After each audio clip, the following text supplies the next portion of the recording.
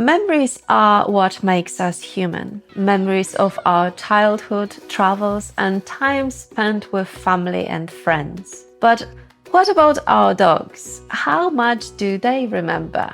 Often, when Benji finds a discarded piece of food during our walks, he will try to visit the same spot over the next few days, just to check whether he might be lucky enough to snatch it in time without me pulling him away. To me, this means that he must remember and somehow decide to act on that memory. According to studies, yes, dogs have a good memory, but it's episodic. This means that they don't try to remember things consciously, they just recall things from the past without practice or expectation. Another thing that came out from the study was that this type of memory depends on incidental encoding. This means that our dogs don't try to actively memorize things. They just do. So they can remember specific events and things that happened to them. The tests in the studies focused on mimicking their owners. Our previous study showed that dogs can remember what their owner did even after a 24-hour delay.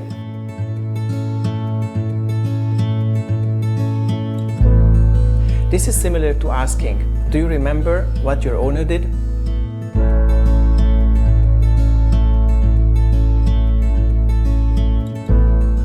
And the results showed that they could repeat the action learned in the past without seeing it again when asked to do it, which for people who train dogs is quite obvious, right? They can be very smart and cheeky, like Benji dragging me to our local pet shop every now and then as he knows he will get a treat there. We didn't practice that, yet he can recall it without a command. However, the study was the first proof of episodic-like memory of actions in a non-human species. From these imitation studies, we also learned about the difference between dogs' short and long-term memory. When they follow commands and do tricks, even years after learning them, it provides evidence for permanent or long-term memory encoding. However, in the short term, they can imitate actions in about 2 minutes without repetition and practice. Other info shows that short-term memory only takes seconds, so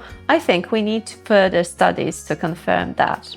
But it means that if you are annoyed at your dog when they make a mess in the house even a few minutes later, they don't remember it and have no idea why you are upset with them. So keep that in mind and don't scold your pup for what they did earlier, as you'll only scare and confuse them. There was another study, this time researching dogs' working and reference memory. It concluded that dogs have similar working memory scores to rats and pigs, but lower reference memory scores than them. The test was to find a disappearing object with environmental cues. The sample size was quite small, so probably further tests are needed, but age had no effect on working memory, although there were studies that showed otherwise, with working memory declining with age. Okay, the studies are fascinating, but what about real-life examples? What do our pups really remember?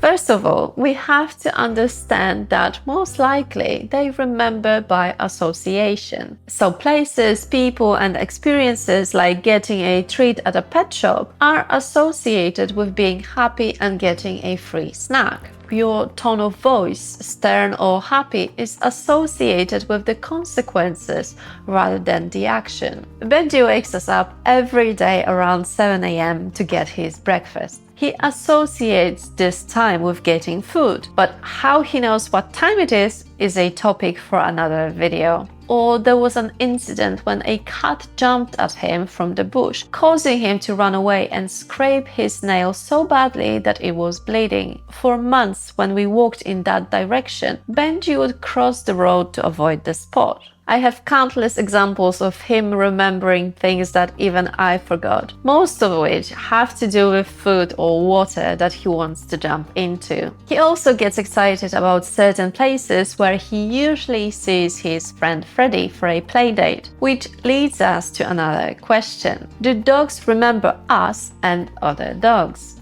Again, from personal experience, they do. Benji gets so excited when I mention his mate's name or when he meets my husband's sister after months of not seeing her. Again, the associated memory could be at play. Scent and voice could be associated with comfort, food, happiness, and love. And they can access these memories when a familiar face or pup comes around. It also means that they will remember abuse and trauma for a very long time. But do they remember when they were young? Some mannerisms and actions show that they can, especially when it comes to traumatic experiences and pain from when they were puppies. Triggers can cause negative emotions and reactions like biting, running away, aggression, and anxiety. That's why rescue dogs require special attention, training, and care.